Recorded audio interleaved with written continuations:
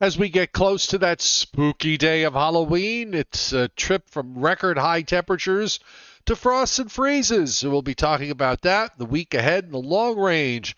And that is coming up next, right here on tonight's Joe and Joe Weather Show podcast. Brought to you by Tempest by Weatherflow. Get the revolutionary Tempest weather system. Join the fastest growing observing weather network on the planet. Tempest is an affiliate of the Joe and Joe Weather Show. The link is pinned to the top of the chat board. It's also on the descriptor to this video. And you can use the coupon code I want a weather station for anything you purchase from the Tempest by Weatherflow website. And if you do, you'll get a big 10% off. So here we are on a Sunday evening. It's the 29th of October, Joe. 29th of October. That's a day that stands out for a whole host of reasons, right? Is it the 29th? I'm sorry, it's the 29th of October. Black was it Friday? Well, was it I'm just trying to remember was that night 2011 snowstorm, wasn't that on the 29th?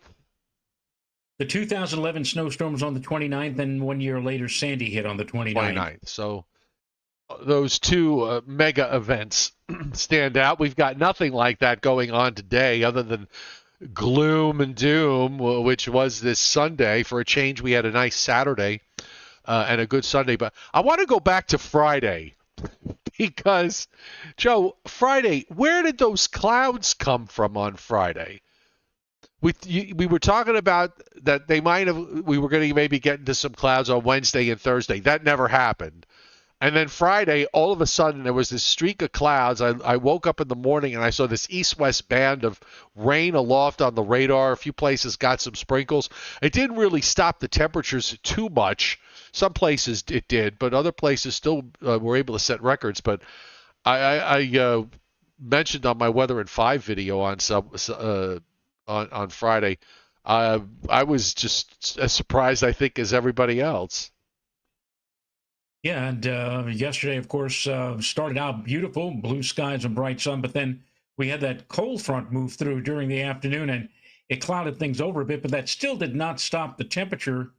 Westchester County Airport, the old record was 80, set back in 1963, and just before the clouds took over, 81 at the airport. And we did break 2 out of 3 records, but you're right. On Friday, the clouds did hold the temperatures down a little bit. So I'll tell you what, I'll still take the Friday temperatures with the clouds as opposed to what we had today. Today we're stuck in the gloom and doom all through the course of the day. And I mean, if you overlook the fact that left over from yesterday, the temperature after midnight last night was still well above, 50 or like near 60 degrees. But if you look at the afternoon, my goodness, it was like 47, 48, 49. I mean, it was terrible out there. Very, very, very raw indeed. By the way, at least for New York City, it looks like New York City is going to finish the month of October with at about 3 degrees above normal for the month. And this comes after a slightly below normal September. But the funny thing about this month of October is because we had a hot start, and we had the hot weather from late. Well, we call it hot for this time of year. We had that at the end of the month. But if you take out, and you can't really take out any of the days, but if you take out the 5 warmest days out of that equation, the month of October actually winds up almost a couple of degrees below normal. We had record temperatures. You're right, at the beginning of the month, and then closing out the month. Well, at least the last few days, we've had very warm temperatures. But yeah, in spite of all of that, temperatures still managed to flatten out, so to speak, and go a little below normal. So what are you going to do? Yeah. I mean, they all count. I just thought it was kind of interesting that it was basically 5 days that created the most of the anomaly of above normal temperatures. So, just Xing out those 5 days and leaving out the other, right now 24. We've still got 2 more to go. But yeah, it just, it does show how you can maneuver numbers to kind of suit your narrative, and I just wonder whether the 25 days where we were, 24 days where temperatures were not record highs is, more important than the days that were. So, I'm anyway. so delighted that at Upton, the National Weather Service Forecast Office, they now have on their list when you go to climate and past weather, they now have added White Plains, which for a Yippee! long time was missing from the list. They have quite a lot of news stations that you can get online weather data, climatological information about, and White Plains is there too. I mean, they added. Let's see, what did they add? They added, of course, they have all the major airports. They have Caldwell, New Jersey. They have, I'm a place I didn't even know existed. Charlottesburg, New Jersey. Teterboro, they have. No idea where that is. Now, is it Wanaki or is it Wanakee? I think the first one. Wanaki. Wanaki. Oh, whatever. Well,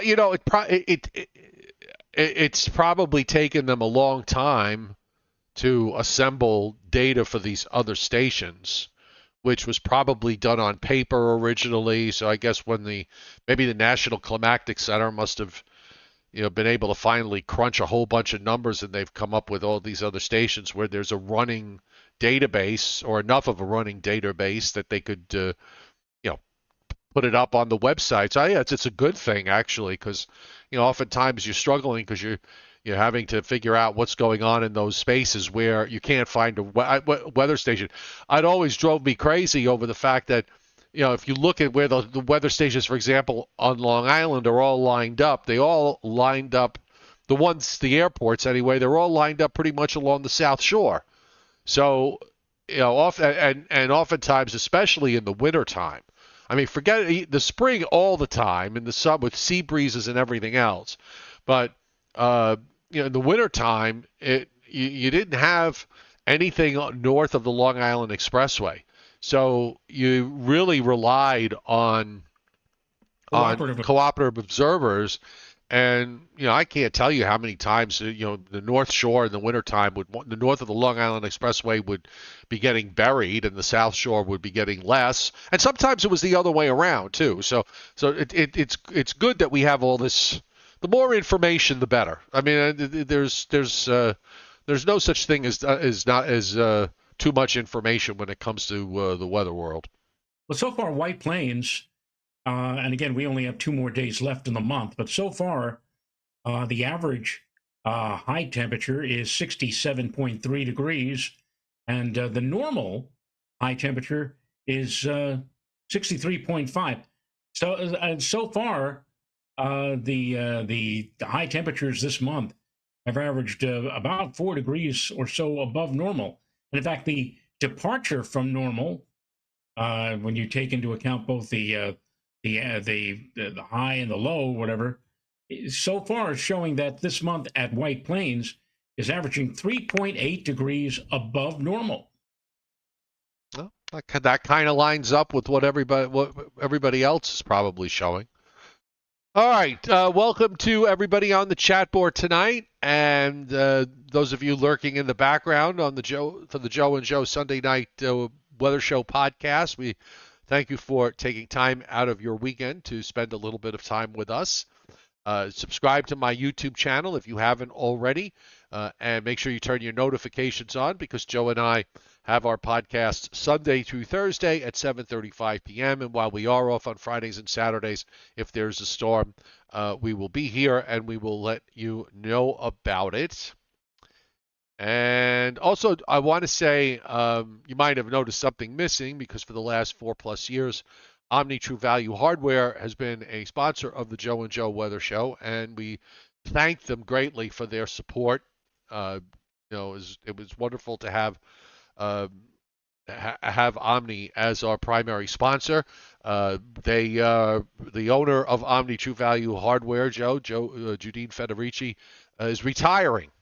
And Omni has been sold. So congratulations to her. and best of luck to everybody there. Nice group of people. Great place to go to pick up hardware stuff and mulch and topsoil, as we've told you so many times. But they've got new owners, so um, who knows? Maybe they'll come back. We'll see.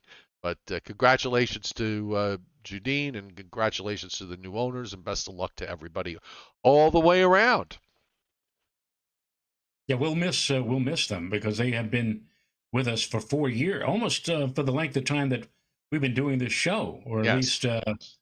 Well, I know we've been doing this show for more than 4 years, but most of the time it's always been Omni, and we thank them very much. And again, maybe you're right. Maybe they might come back. Well, we have 1,140, I think 1,145 episodes of the Joe and Joe Weather Show. That's a lot. And Christinepedia says, now that the address and phone number is burned into my brain. And everybody else's, because as we all know, Joe, the website is OmniTrueValue.com. That's right. That might be the last time I'll ever say that. But that's right. All right. So we've got the big story going into this week. I mean, there's no major storms on the horizon, so everything is just sort of being driven by the mechanics of the atmosphere, and there's nothing that looks like it's going to come together to produce anything major. However, we do have cold that is spreading through the plains and into the western Great Lakes, and also into the Ohio Valley, and eventually getting into the southeastern part of the U.S. where I am in North Georgia. So looking forward to that, because I had to switch from having the heat running to now back to the air conditioning. Anyway, I want to switch back to the heat because I like the cold winter nights. We have frost advisories up already for western Pennsylvania. So this is for Monday morning, where the cold air has started to come in. Western PA, Ohio, running down the Ohio Valley into Arkansas, parts of north central Texas, and then we go to freeze warnings on the northern flank of that from West Texas northeastward through Oklahoma, southeast Kansas, Missouri, Illinois, eastern Iowa, and southern Wisconsin. Some of these freeze warnings are coming a little late in the autumn season. We also have some freeze warnings up in parts of the Southwest. And there's been some really serious fog problems. Should give it a mention, as there was a huge wreck on, I think it was I-59, running from New Orleans to Baton Rouge on the west side of Lake Pontchartrain. They had fog where the visibility just was basically you couldn't see your hand in front of your face, and they call that the super fog, actually. Yes, the super fog, and apparently it caused a super accident.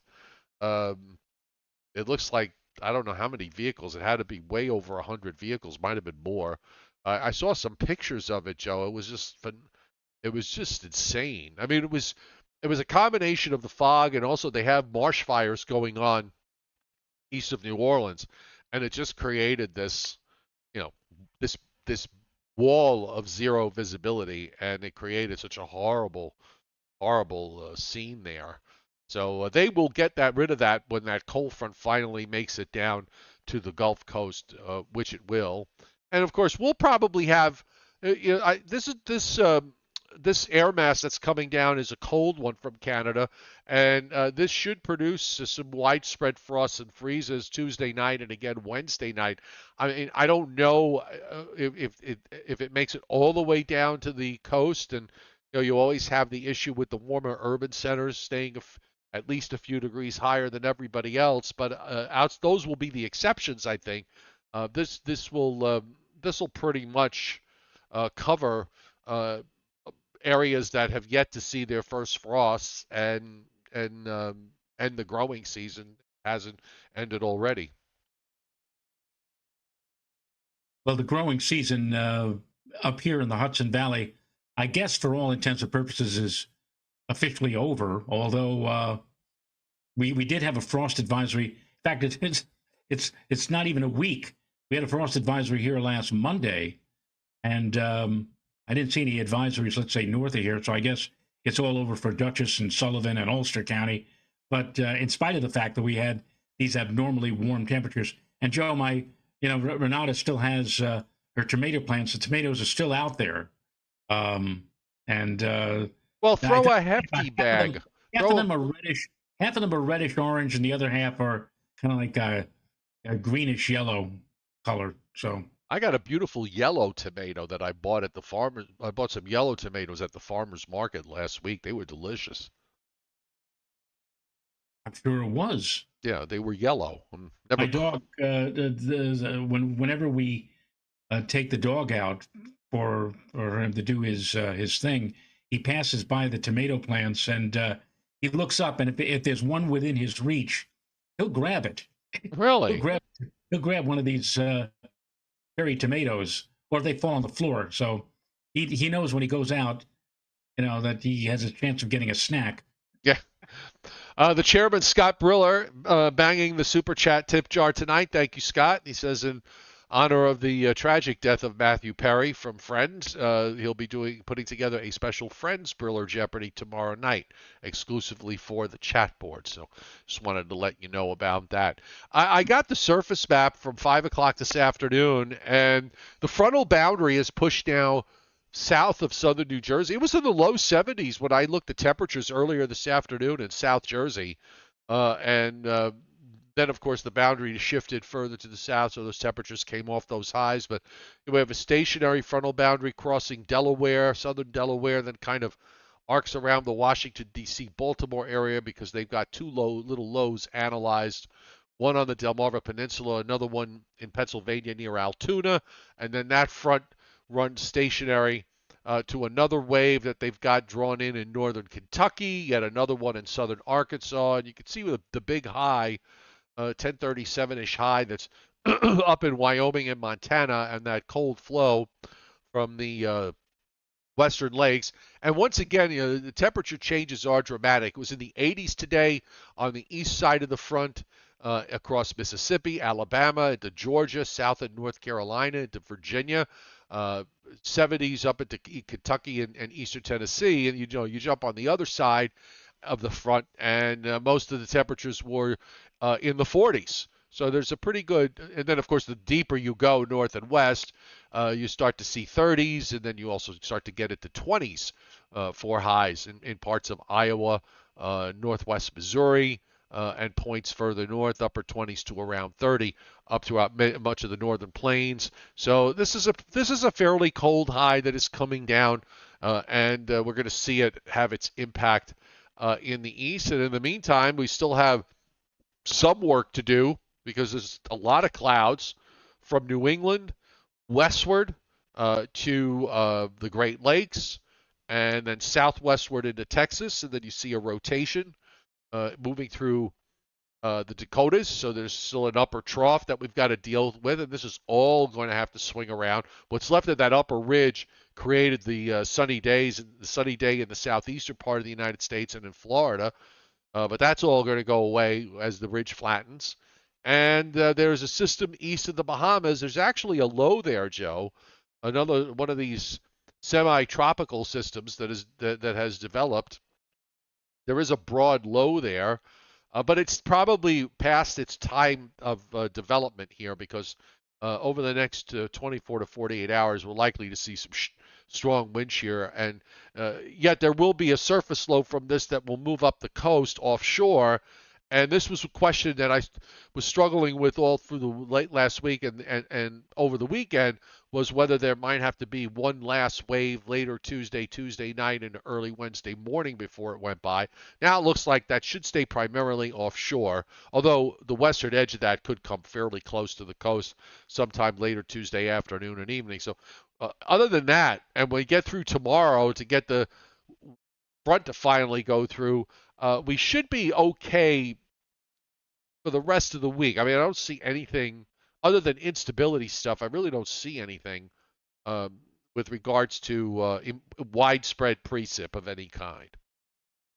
Now, I feel bad in a way for the trick-or-treaters, the kids, let's say, in the Dakotas or Minnesota or parts of Iowa and Wisconsin, because if they go out, and I don't know about you, Joe, as a kid, I never did go out trick-or-treating after sunset. I always used to do it, during the coming home from school in the afternoon hours.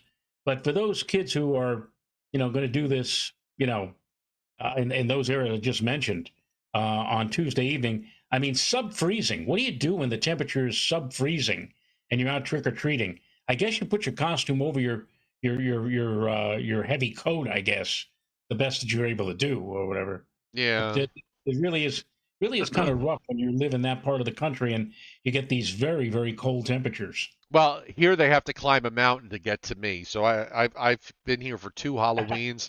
I've not seen a single trick or treater. So hopefully this will be three. Because you know what? Other than I don't really have anything. I don't keep sweets in the house, so they're not getting anything from me. Those sugar fiends. By the way, Dennis Cassia pointing out uh, very accurately, Joe, that tonight we are competing here on the Joe and Joe Weather Show, and it kind of hurts me to be competing with this because at 8 o'clock, which is in a couple of minutes, on Turner Classic Movies, they are running because they're running Halloween movies tonight, so they are running some of the comedy Halloween movies, and that includes Abbott and Costello's "Hold That Ghost," which actually was one of my favorite of the movies they did. That was one of my favorites. You know who was one of the people who did that movie along with Abbott and Costello? Um, I'm trying to. Well, Joan Davis was in that movie. That's Oh, one. one of the Three Stooges, Shemp Oh, Howard. Shep Howard. Yes, yes. Um, That was you mix Abbott and Costello and throw Shemp Howard in. How could you miss I know. them making it a comedy thing? And that's up against us, right? In a Well, couple of in, minutes. in about 2 minutes it will be. Yeah. Dennis said he's lurking tonight because Hold That Ghost starts at 8 o'clock. Well, we'll see. Uh, Meanwhile, we should point out that on the radar, we still have uh, some showers going on in upstate New York, and looks like the western edge is just about pulling out of where you are. Some light stuff there. There's some heavier stuff in southern Vermont and southern New Hampshire. And then you have to go back. You got all of this rain that's in Ohio and Indiana, Illinois, particularly heavy in western Kentucky, northwest Tennessee, northeastern Arkansas. Excuse me. And then behind that, there's also a break and then another band of some heavier rains in southwest Missouri, cutting across Oklahoma on a diagonal and into north central Texas. So this is that whole front's got to get through. These waves of low pressure, you got to get each one goes by, the front pushes a little further south and east, and right now we're battling with the stationary part of it, so it might back up. That might actually back up northward as the last wave goes by during the day tomorrow. So tomorrow's going to be another one of these days where it's going to be a nightmare if you're forecasting temperatures over a large area because it'll probably be reach 70 in South Jersey and Southeast PA, and for you'll probably be higher tomorrow, but you're still, I think, going to struggle at least for a while. We had about three-quarters of an inch of rain at last look on the rain gauge. I didn't get the most recent measurement, but it was coming down pretty good at times during the course of the day. That combined with a temperature of like 48 degrees, 49, it was really kind of depressing. Even more so if you were a Giant fan, but I'm not going to go any further than that. God, thank God that game wasn't carried here. They did switch over to the Jets Giants game at overtime, and then I watched the Giants with the ball go nowhere, and then he shanked the punt when they had to punt. The kicker shanked it, and I said I'm not watching this. I just turned it off. Okay, WPC. WPC on the snowfall forecast map has actually a fairly high probability that northern Maine which is a little late for northern Maine because we learned last week on one of the Briller Jeopardies, Mr. Rayo, that Caribou averages their first measurable snow around October 15th. I don't know that they've gotten any measurable snow yet, but this, if they didn't, this will be the first here, and it will be an accumulating snow because there is an 80 to 100% chance for the northern half of Maine that they will wind up with at least 2 inches. There's not a whole lot of snow going on in the U.S. There's a couple of areas in the Upper Peninsula of Michigan that have a higher probability of at least a couple. There's nothing in the West that shows up. This is for the next 72 hours, so this takes us. Actually, I have up here the 24-hour map. So let me put the 72-hour map. I don't think it's going to be that different, but let's put the 72-hour probability for at least 2. And we'll give the chance for the map to load. And yeah, I mean, it pretty much covers the same areas here. Put the state boundaries, get the opacity to 100%. And there you go. So you've got, again, much of northern Maine. You've got some pockets on the western portion of the lower peninsula where there's at least a 50% chance of at least 2, and then higher probabilities up in the upper peninsula and a really small portion near International Falls, Minnesota. And if we look out in the west, nothing going on out in the west. So that covers that. That's the kind of week it's going to be. It's really just about cold, dry air that's coming in. And let's see, WPC 7-day rainfall forecast amounts. This is front-end loaded in the Northeast, so it's what's going on tonight and tomorrow, and in some cases, excuse me, into Tuesday.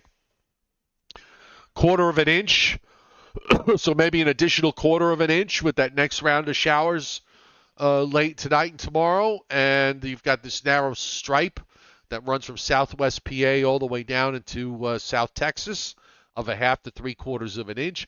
Nothing here in the southeast. It is, Joe, 60. So let's assume it's today's the 31st. So it's 29 days through October. But you're not going to see a drop of rain here for the next 2 days at least. For the last 61 days here, it has rained on 3 days.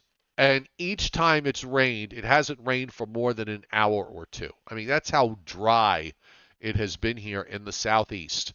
And this is the dry season in the southeast, so it's not unusual for them to go get long stretches. So the weather has been absolutely beautiful, but it's been really bone dry here.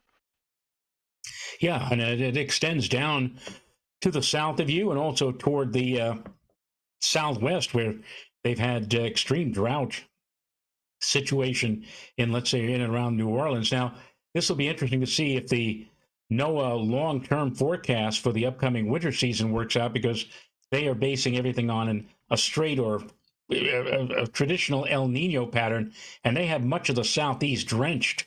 They say, well, there's not going to be a big problem this winter in the southeast because we're expecting a thorough, rainfall pattern to take hold. So I don't know when they expect that to kick in, but so far, as you point out, 3 days out of what, the last 6 months or whatever? The last 60 out of the last 61 days. After the last 61 days, so my goodness, can you ask for anything drier than that? I'll trade that for what we've received here in the Northeast.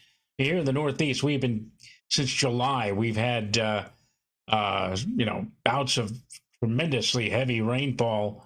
And today with the rain that we had, I know yesterday was lovely and we had very warm temperatures. It was very unusual these last 7 weekends. Usually more often than not, it was Sunday and not Saturday. That turned out to be the nice day. But today was the rainy day, and this makes it 8 consecutive rainy weekends if you go with Saturday and Sunday. Will we be able to make it 9 in a row next weekend, or will we be able to break the string and have a completely dry weekend next weekend, Mr. Cioffi? We're always, eventually we have to. Broken clocks are right twice a day. I want to just say, give a quick hello on the chat board because we have two people here that I think are new. I haven't seen them here before.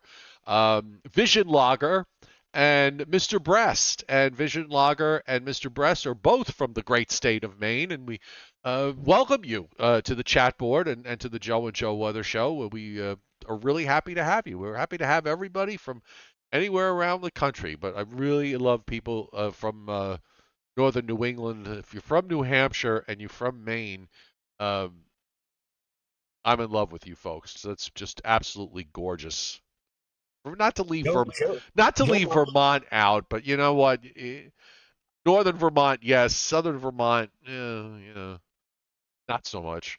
Joe's vacation plans every year, although he doesn't always do it, but he loves Lake Winnipesaukee, Yes. right?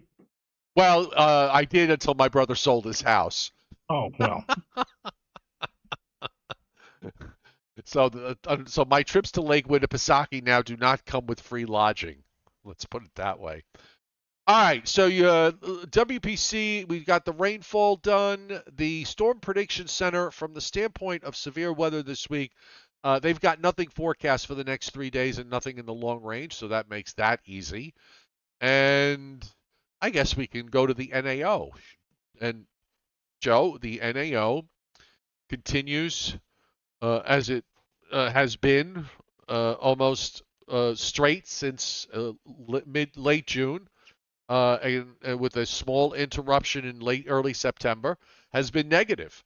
In other words, we have experiencing higher than normal pressures in the North Atlantic and extending into the Arctic region, and that's a very important, not the only factor, but it is an important factor when it comes to winter weather in the eastern part of the United States. If it holds and other things fall in line, this could be bullish. You don't want too much of a good thing because, as many people have learned to their frustration, that when the NAO is too negative in the wintertime, that means if you're in the southeastern part of the United States and the southern mid-Atlantic states and you're a snow lover, you're jumping for joy, but they all get past pretty much to the south. And anyway, it's still negative and forecast to stay negative, not crazy negative, just maybe one standard deviation or less for the next 2 weeks plus. Yeah, but if I'm looking here and I'm just mentally extrapolating out, who knows, maybe by the end of November, we may actually cross the line for the first time since mid-September and see a positive NAO index. Well, you know what, Joe? You've got now you have enemies on the chat board if you're taking that position. I just want you to know. But you do have enemies. Okay, so well, we'll see. Look, I think the fact that, and we talked about this last Wednesday on the special Joe and Joe Weather Show podcast where we had David Toleris and Bill Goodman on. I think this is an instance that, it's been negative for 4 months. The trend is your friend, and until I'm going with persistence.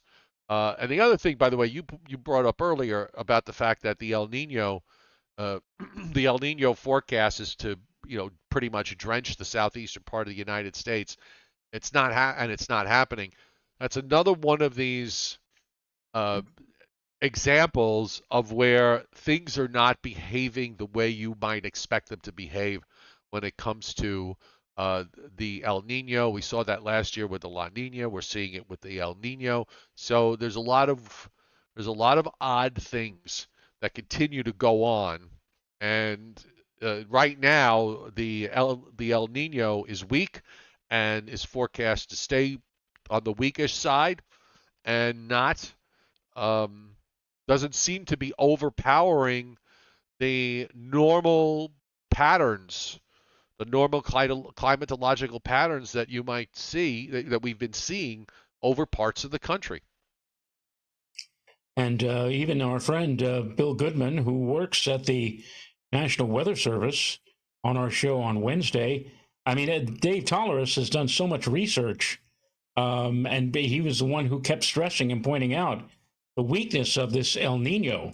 And that's something that even Bill Goodman didn't realize, that he was just making the assumption that arbitrarily it was going to be a typical El Nino winter, which would mean unusually mild temperatures and rather wet in parts of the eastern United States. And, Dave kept telling him, no, it's a weak El Nino. It's not going to rev up to any kind of, and there are a lot of websites out there. We talked about this last week, that are calling this a major El Nino, or even going so far as saying it's a super El Nino. It's not. It's nothing like that. It's not. It is nothing like that. And it's getting it gets me a little bit ticked off, because it isn't. And of course, this is going to lead to another parallel. This is going to lead to another thing, that if it does wind up to be nothing like what the El Nino, let's say, just for example, and I don't know that this is going to be the case, but let's just say that this turns out to be a really gangbusters winter year for winter weather lovers and snow lovers in the eastern part of the United States. Let's say that there's even some records that are broken in places with regards to snowfall. Okay, you're going to have a narrative that's going to develop around the fact that the El Nino, the quote unquote strong El Nino, was not doing what it was supposed to do, and that becomes a problem now, because the narrative is going to be that the change in climate is changing the way even the El Nino is behaving, and that's just nonsense. Okay, there's El Nino, there's the polar vortex, there is all sorts of subclimatology that we look at all through this, what's supposed to happen as opposed to what you think is supposed to happen, and this is just gonna make for, we're going to be sitting here, Joe, saying pretty much the same thing, just fill in the blanks. You're going to, with regards to media stories that are going to be labeling things as never happening before and that sort of thing. Meanwhile, just looking at this upper air from the latest GFS, and the ridge is flattening and going away. We've got this deep trough this week. We seem to be in this situation where, these troughs come in, then they lift out. You get a ridge for a couple of days, then you get back to the trough. And that's what is going to happen here. You're going to see this trough pull out. There's a little bit of troughing in the east with this vortex in Hudson Bay when we get toward the end of the week and into next weekend. Just want to lower this so you can see the date. So this is Thursday night. You see that upper low in Hudson Bay. So, you get a little bit of flat ridging. A little short wave comes through early next week. Also, the GFS is doing it once again, where it makes a hurricane in the central Caribbean and then wants to turn it northwestward. But, here comes another trough into the eastern United States around November 7th and 8th, with probably a shot of some colder air. That lifts out. And then there's more troughing that drops into the eastern part of the United States in the latter part of the forecast period. So, this to me looks like that we're going into this November, and we're going in certainly in the next 2 weeks, in a way that we did not see last year. It's just different, and the Pacific is different. The North Atlantic is different. Northern Canada is different. Eastern Canada, I mean, we're seeing vortexes in Eastern Canada. That's been was absent pretty much all last winter. We've seen that part of Canada being pretty active with these upper lows dropping down and creating that colder Canadian connection. So I think the month coming up is going to be interesting from another number of perspectives. Both on the temperature side and on the precip side. Now, the 18Z is diverging somewhat from the 12Z run, in that I noticed that earlier today, one of the runs, we were laughing about this last week, but the potential or the possibility of some sort of a significant winter weather maker around the 10th or the 11th of November. And I don't know if you want to, show the differences Yeah, between the 12Z and the 18Z, sure. but I haven't looked at the 18Z surface. This is the first time I'm looking at any of this today. I just pulled up the ensembles. I just wanted to see the 12Z ensembles. I just wanted to see, what it had beyond day 7. Once this trough lifts out, okay, kind of, well, there's no ridging, Joe, in the east. In fact, the zeros, the 12Z keeps troughing in the eastern part of the United States in general and ridging in the western part of the United States through the forecast period. So, one of the things I did learn, was by watching. Just a side note. One of the I've been trying to get a hold of Eric Snodgrass. He's not responded to my emails. I really hope he does. Um, and his long range forecast, which I put the link up, and I gave you the link and so on.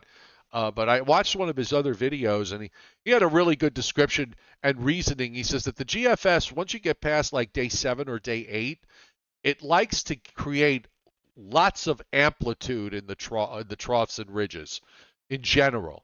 So I agree. that's Yeah. and that's why I kind of never, I sort of, I knew that, but yet I needed somebody to put it into words. And said, yeah, that's right. That's the perfect way to say it.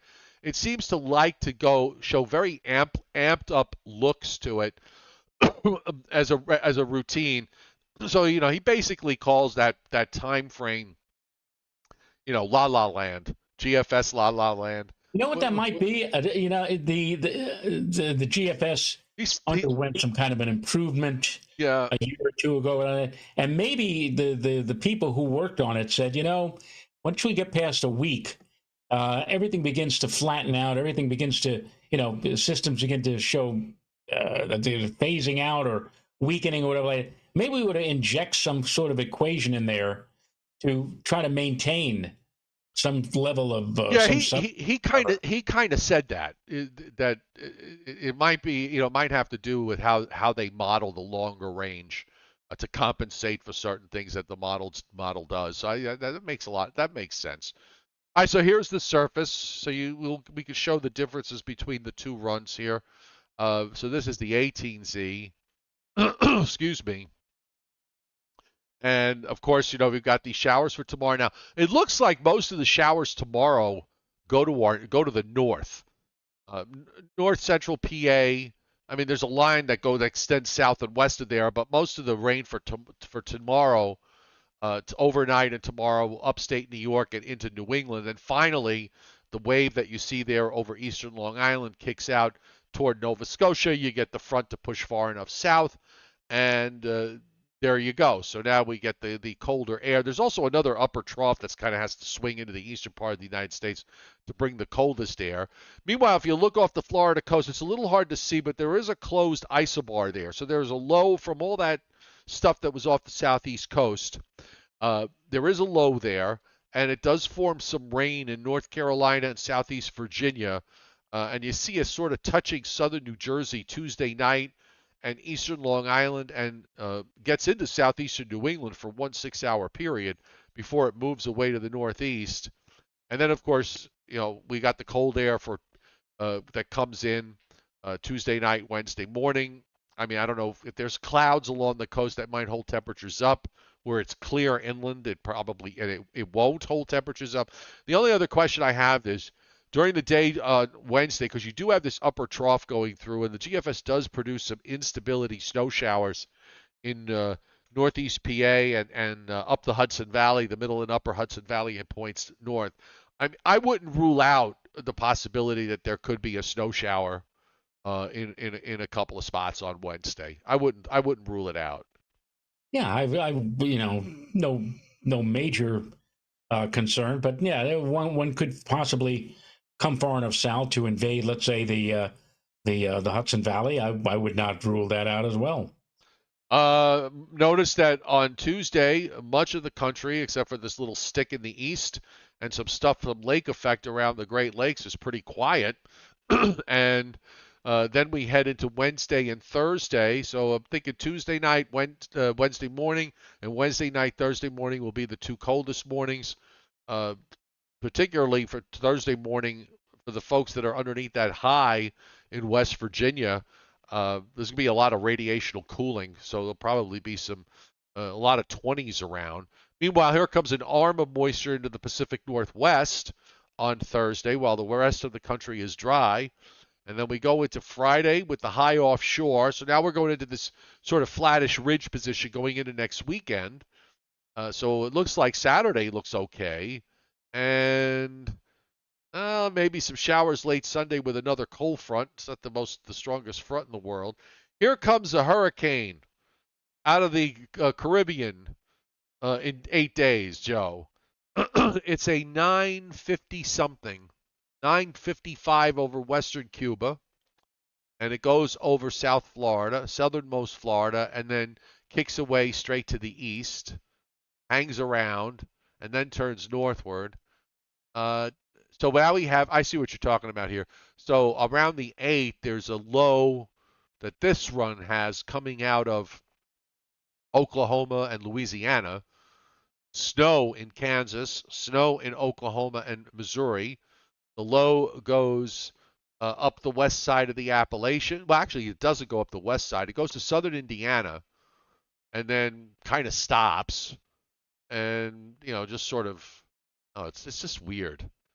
Sort of loses it. And then you got this tropical system that's out there. So that looks noisy to me. Let me take a look at, excuse me, there's another big high that comes down at the beginning of next week. I should point out this is the 18Z, the right. intermediate one, but the 12Z, as I mentioned a few moments ago, which I'm getting on the screen right now, quite a bit different. All right, so let's see. So I did look at the 12Z. Wakey wakey lovers. All right, so the 12Z, which has okay, so here's Saturday, which looks good. Sunday, some showers late in the day.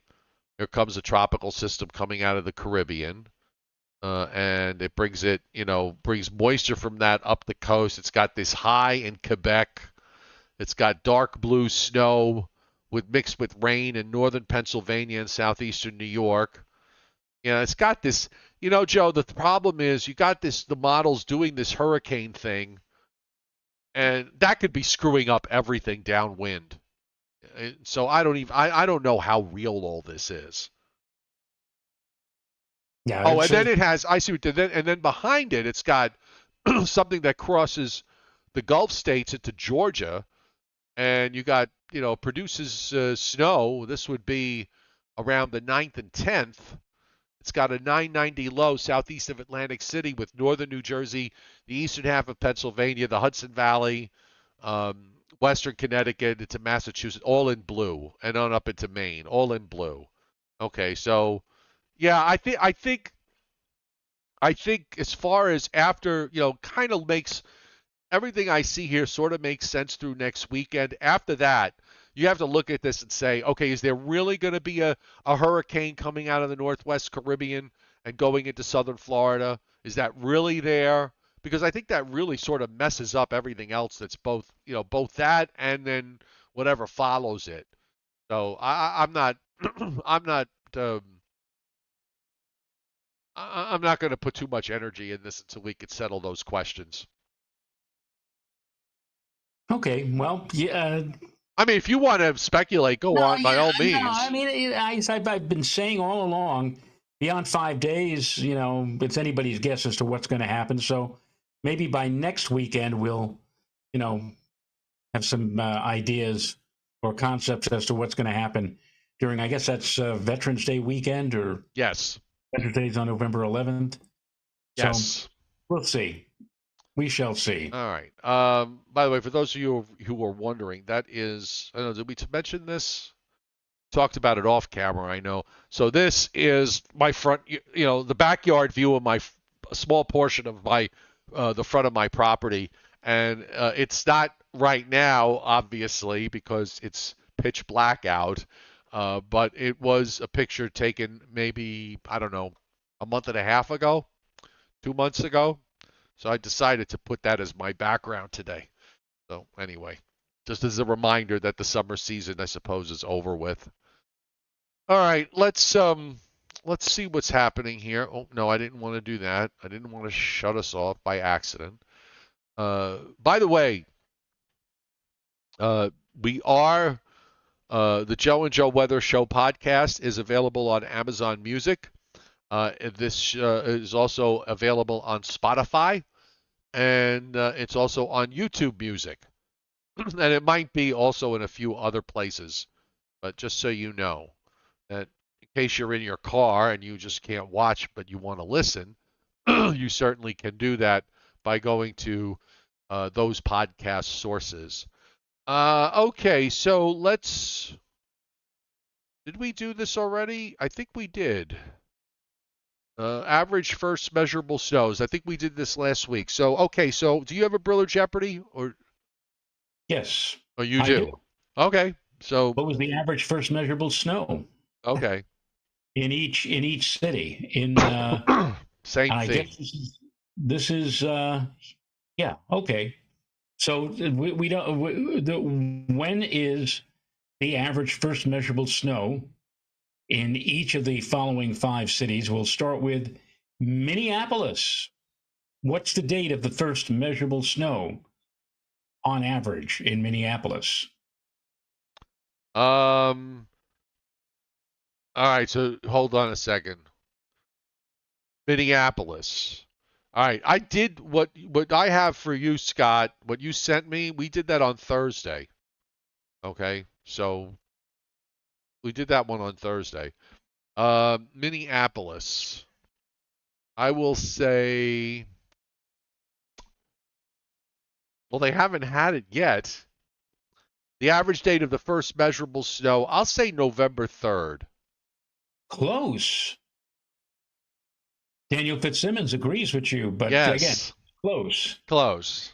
The only time you'll get any credit is in horseshoes for being close. Right. Christopher Alley says November the 5th. Rich Worthmansky says September 28th. No. Adam Lowe says November 4th. That's not quite as close. All right, so that means it's either November 2nd or November 1st. And Chris Napedia says Enhanced. Norm Roberts, November 6th. Patrick Dorsey, November 4th. You folks are dancing around the November 2nd. November 2nd is correct.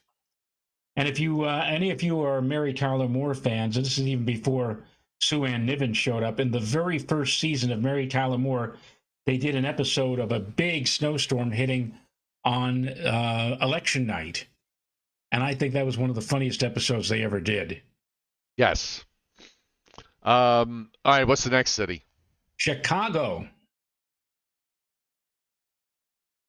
And maybe it'll know that Minneapolis, it's November 2nd. What do you think Chicago for their I'll first? say November 12th.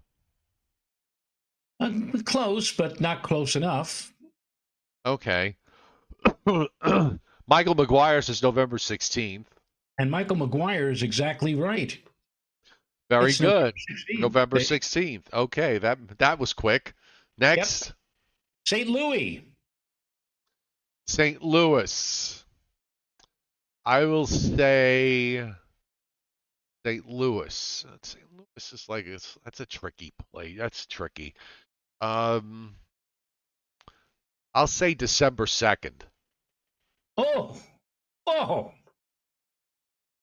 Close. Michael McGuire said December 1st. You said December 2nd. That's even closer. Anthony says December 3rd. And Anthony was right. Anthony was right. December 3rd.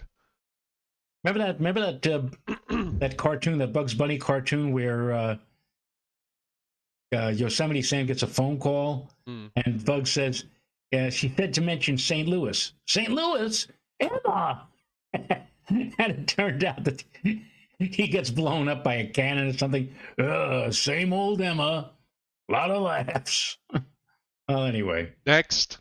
He was in St. Louis. International Falls, Minnesota. First snowfall in International Falls. I will say October 26th. Not early enough, Joe. Believe it or not. I wasn't sure how early to go. October. Joe Z says October 22nd. David Carter October 23rd. Precidopedia says October 15th. Michael McGuire the 14th. Frank R the 13th. Lou Arizio the 17th. Oh, Lou, so close, but yet so far. All Maggie right. P said the 17th. 17th. So it's either the 16th or the 18th. It's my son's birthday, in case you're wondering. Oh, I don't. Yeah, is it the 18th? The 18th. That's right, October 18th. And Northern Grace said October 18th. So there you go. And here's the last one in North Dakota. Fargo. Fargo's in North Dakota, right? Yes. Right. Okay. Well. Not too far away from the Raccoon National Cemetery, I might add. Right. And that's in Bismarck. Right. I'll say October 15th. No. All right. Dennis Cassia says November 11th. No. Dave Carter says the 18th of October. Nope. Patrick Darcy, November 2nd. And Patrick Darcy is right. Yeah, that's in a funny spot there. November 2nd. Yeah. That's in a funny spot because it's not too far from the same latitude as International Falls, but it's also west, so the climate's a little different, slightly different. Oh, well, you learn something new every day here on the Joe and Joe Weather Show. We thank the chairman for tonight's Briller Jeopardy question, and we also thank him for hitting Super Chat tonight. Yes. And again, tomorrow night will be a special Friends Briller Jeopardy. Yes. Dennis Cassie is just chomping at the bit now. He's watching Hold That Ghost. And the Joe and Joe Weather Show podcast is brought to you by Tempest by WeatherFlow. Get the revolutionary Tempest weather system, and you too can join the fastest growing observing weather network on the planet. The link is pinned to the top of the chat board. It's also on the descriptor to this video. We are affiliates of Tempest, or Tempest is our affiliate. We like each other. So use the coupon code I want a weather station, and if you do, you'll get 10% off, Joe. Okay. All right, so everybody, we'll see you tomorrow night at 7:35. Hope you had a great weekend. Nighty night. Night, folks.